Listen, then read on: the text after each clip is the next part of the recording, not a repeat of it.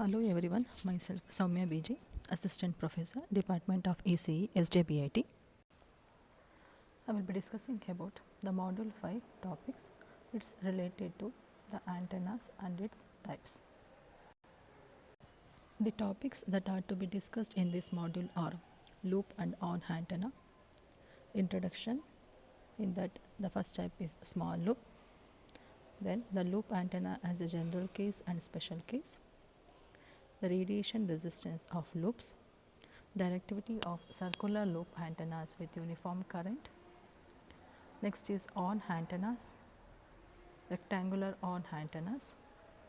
Now coming to the antenna types, first we need to discuss about helix geometry, helix modes and practical design considerations for the monoflare axial mode helical antenna. The next type is aguda array and parabolic reflector. Let us first have an understanding of loop antenna. As the name suggests, this is an antenna which is in the form of loop. This antenna consists of one or more turns of wire forming a DC short circuit. One or more number of wires, they will be connected in the form of a loop and they form a DC short circuit, and this type of antenna is called as loop antenna. Coming to the types of loop antenna, the loop antenna can be a circular loop antenna. As you can see here, a circular loop antenna with one turn is being displayed. Similarly, there is a circular folded dipole also. Then there is a shape which is in the form of a square resulting in square loop antenna, and the one which results in a rectangular shape results in rectangular loop antenna. So, based on the shapes, the loop antennas can be classified as circular loop antennas or the square loop antenna or the rectangular antenna. Now, let us discuss about the salient features of the loop antenna. Coming to the small loops, the small loops will be having circumferences which are less than 0.1 lambda at the highest frequencies, and they are suitable for the receiving signals up to about 30 megahertz. And the loop antennas will be characterized by a null along the axis of the loop, and the directional characteristics of the loop antennas can be improved by shielding them electrostatically. The one which is very popular is a vertical loop antenna, and it receives bidirectional signals. And if this vertical loop antenna is shielded, it receives unidirectional signals.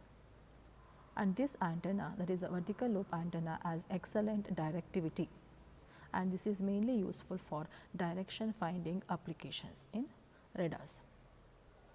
These are actually suitable for LF, that is a low frequency, medium frequency, high frequency, very high frequency and ultra high frequency ranges. It means the loop antenna, they can be worked under these frequency ranges. The radiation pattern for this loop antenna will be in the form of a doublet, and the directional patterns of loop antennas will be independent of the exact shape of the loop.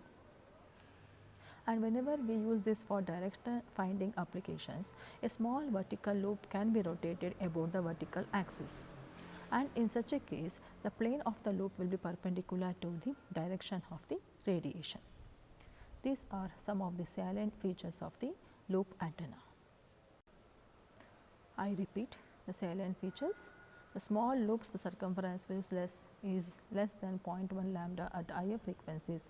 They can be used for receiving signals up to about 30 megahertz, and the loop antennas are characterized by a null along the axis of the loop. Direction characteristics of loop antennas can be improved by shielding them electrostatically. One of the most popular loop antenna is vertical loop antenna, which receives bidirectional signals, and if shielded it receives unidirectional signals, and such type of loop antenna has excellent directivity.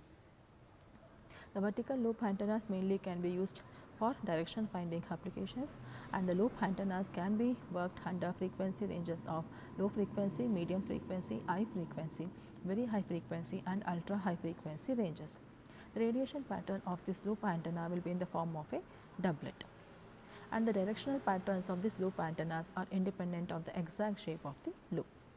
In direction finding applications, the small vertical loop will be rotated above the vertical axis and the plane of the loop will be perpendicular to the direction of the radiation.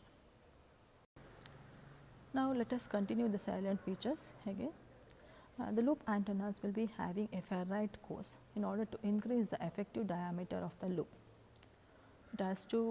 Should be a diameter increase with respect to the loop antennas so that they can be used as broadcast receivers. So, the loop antennas in such a cases will be made up of ferrite cores. And coming to the examples of the loop antennas, the clover leaf and adcock antennas can be regarded as examples of the loop antennas. And if I tell about the radiation pattern of vertical loop antenna, and if it is being considered in the horizontal plane, this is how the loop antenna radiation pattern looks like. And now let us know what is the induced RMS voltage in the case of loop antenna.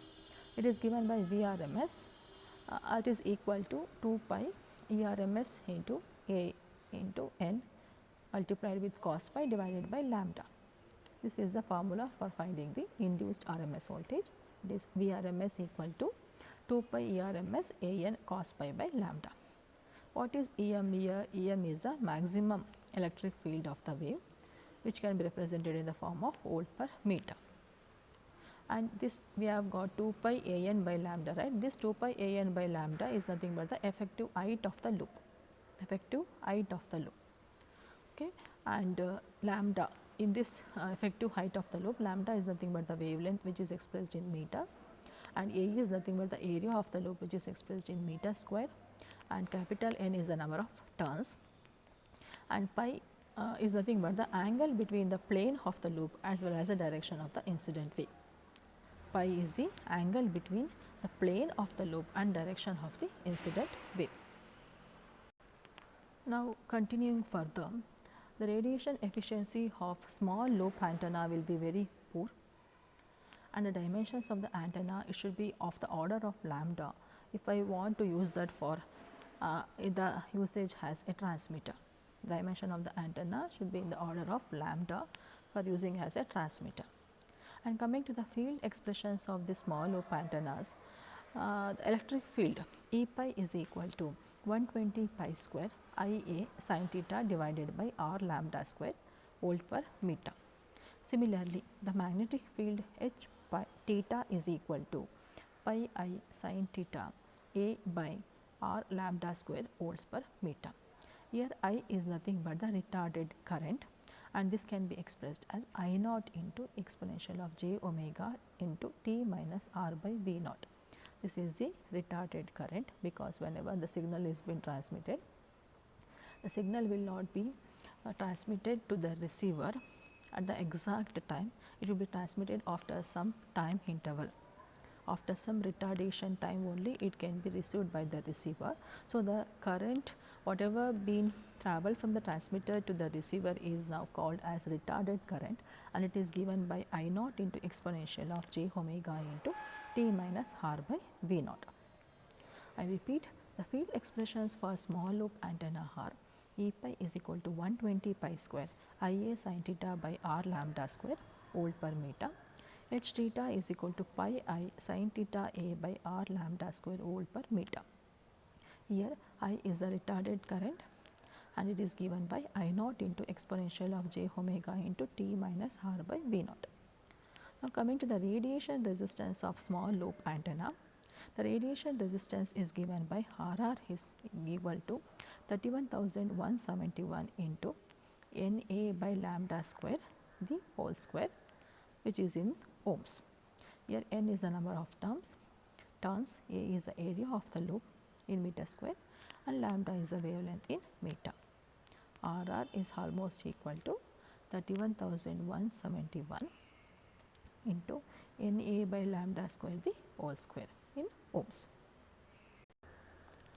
Now, continuing the salient features, if the radius is of the loop is represented as A, the radiation resistance of the loop antenna is RR is equal to 3720 into A by lambda ohms.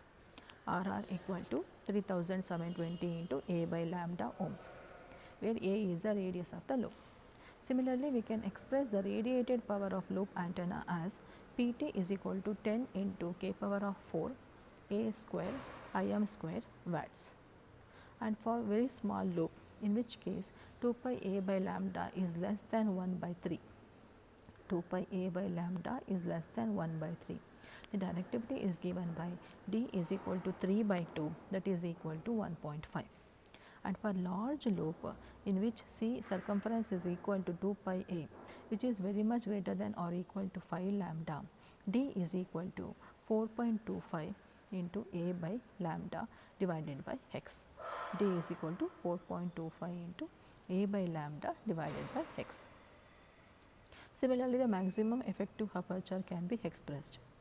And these loop antennas, they find applications in radio receivers, aircraft receivers for direction finding, and also in ultra high frequency transmitters. If the current in the loop is uniform and the loop circumference is small compared to the operating wavelength, its radiation pattern is almost like that of a magnetic dipole. When it resembles the magnetic dipole is if the current in the loop is uniform and the loop circumference is small compared to the operating wavelength, the radiation pattern resembles that of the magnetic dipole. This is about the loop antenna and its salient features, some of the equations related to the parameters of the loop antenna. In the next session, we will be discussing about the Agee-Uda antenna. Thank you.